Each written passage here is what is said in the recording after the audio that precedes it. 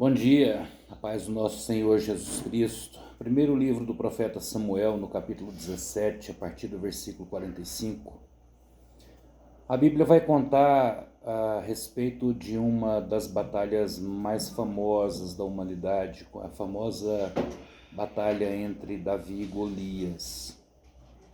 E um texto que chama bastante atenção, porque a Bíblia nos garante que nós que cremos em Jesus e nós que servimos ao nosso Deus aqui nessa terra, não estamos livres das adversidades e nem estamos livres das dificuldades que o mundo impetra sobre a nossa vida. Davi, um homem conhecido como o homem segundo o coração de Deus, um homem que foi preparado, não é, chamado pelo próprio Deus para governar a nação de Israel, naquela época uma das nações mais poderosas do mundo, não é? E Davi, um simples pastor de ovelhas, uma pessoa que nunca almejou trono, nunca desejou altas posições, o que me leva a entender e a crer, meu irmão, que nem sempre os nossos pensamentos, os nossos sonhos são os melhores. Por isso, Provérbios diz que nós devemos consagrar ao Senhor os nossos planos para que eles sejam bem-sucedidos. E ter os nossos planos bem-sucedidos é muitas vezes abrir mão, inclusive, do que eu quero, para deixar que Deus trabalhe na minha vida para executar aquilo que o Senhor quer. Porque o profeta Jeremias, ele diz assim: eu bem sei os pensamentos que tenho a respeito de vós, pensamentos de paz e não de mal. E os pensamentos de Deus, com toda certeza, são bem maiores, são mais altos do que os meus. Diante dessa situação em que Davi se encontrava, a Bíblia chama ele de um jovem baixo, ruivo e de gentil aspecto.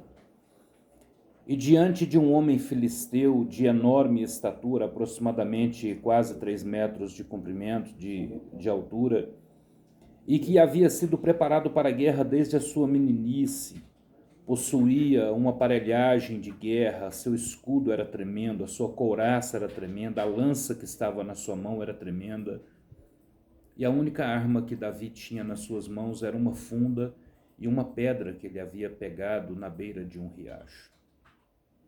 Mas o que me chama a atenção diante desta batalha é que Davi vai falar para aquele homem que ele não afrontava simplesmente a nação de Israel, mas que ele afrontava o nome do próprio Deus que nós servimos.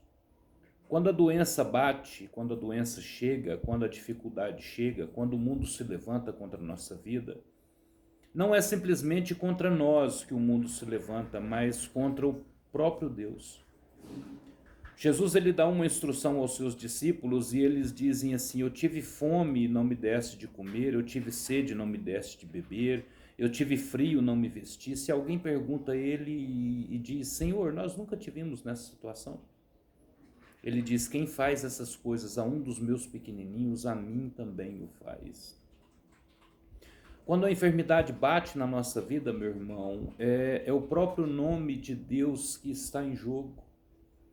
E nós precisamos ter essa fé que Davi teve no seu coração de levantar para lutar contra as adversidades que o mundo impetra sobre a nossa vida. Muitas vezes nós nos acomodamos. Parece uma palavra difícil de entender, mas existem pessoas que se acomodaram no meio da doença. Existem pessoas que se acomodaram no meio das dificuldades. A gente trata com tanta gente, às vezes no casamento, problemas graves no casamento, e a gente diz, vamos resolver. Ela diz, não, tá bom, assim, a gente vai passando. Pessoas que se acomodaram com as dificuldades. Não permita se acomodar nas dificuldades.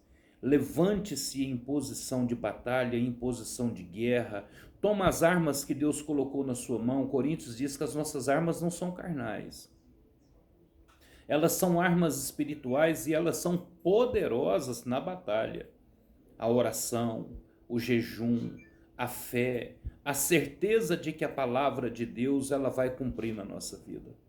Davi olha naquele gigante e ele diz, você vem a mim com espada e com lança, porém eu vou a ti, em o nome do Senhor dos Exércitos, o Deus de Israel a quem você afronta.